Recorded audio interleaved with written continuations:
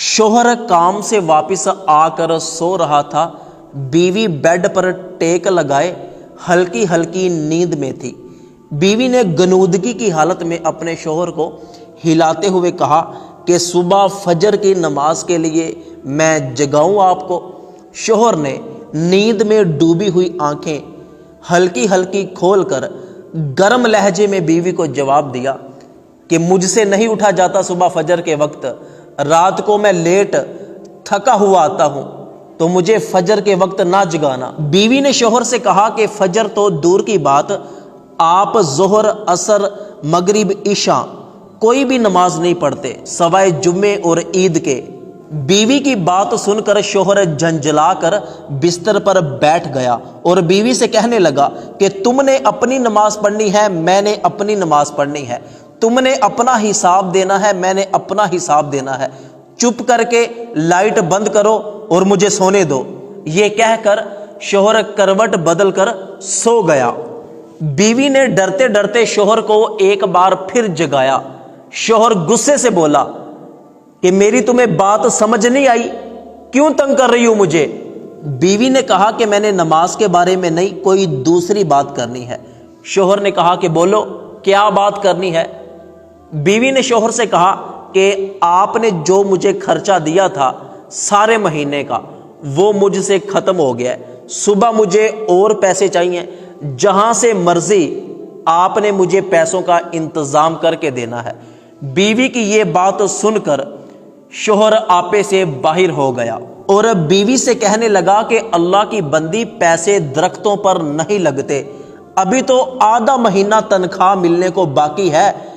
इस महीने के पैसे कहां खर्च कर दिए तूने? मैं कहां से सुबह पैसे लेकर आऊं? मुझे एक एक रुपए का हिसाब दो। बीवी ने कहा कि मेरे पास कोई हिसाब हिसूब नहीं है, बस मुझे सुबह पैसे चाहिए, मुझे पैसे ला कर दो। शोहर बीवी को थप्पड़ मारने लगा कि ये क्या बकवास कर रही हो। बीवी सामने से मुस्कुरा पड़ी। शोहर बोला कि ये कोई मजाक चल रहा है, ये कोई मजाक करने का टाइम है? मैं कोई लतीफा सुना रहा हूं जो सामने से मुस्कुरा रही हो? बीवी ने शोहर से कहा कि मैं मुस्कुरा इसलिए रही हूं कि मेरा और आपका सिर्फ चंद पैसों का हिसाब है। जब मैं हिसाब नहीं दे पा रही तो तुम्हें गुस्सा आ गया।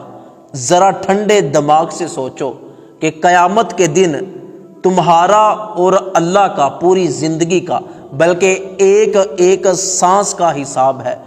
तो कल क्या कयामत के दिन तुम अल्लाह पाक के सामने खड़े होकर मेरी तरह कह सकोगे कि मैं कोई हिसाब नहीं देना चाहता?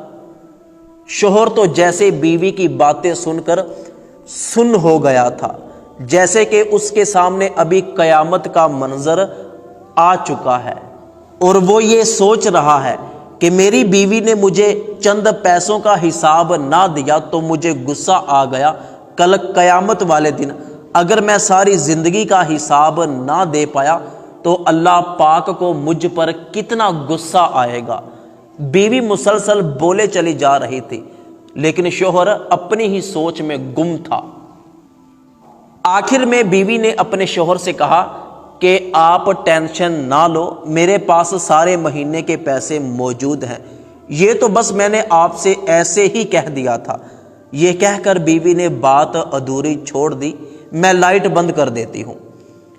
तो शोहर ने बीवी से कहा जरा रुको, सुबह फजर के वक्त जब तुम उठना तो मुझे भी जगा देना, मैंने भी नमाज पढ़नी है। तो शोहर के ये अल्फाज सुनकर बीवी मुस्कुरा पड़ी और अगली सुबह शोहर फजर की नमाज के लिए उठ गया। इसी तरह शोहर नमाजी बन गया। तो सच्चा शरीक हयात वही है जो दीन के मामले में अपने साथी की मदद करता है। अल्लाह पाक तमाम लोगों को 5 वक्त की नमाज पढ़ने की तौफीक अता फरमाए। अगर आपको ये पैगाम अच्छा लगा हो तो अपने सारे दोस्तों तक ज़रूर पहुँचाइएगा।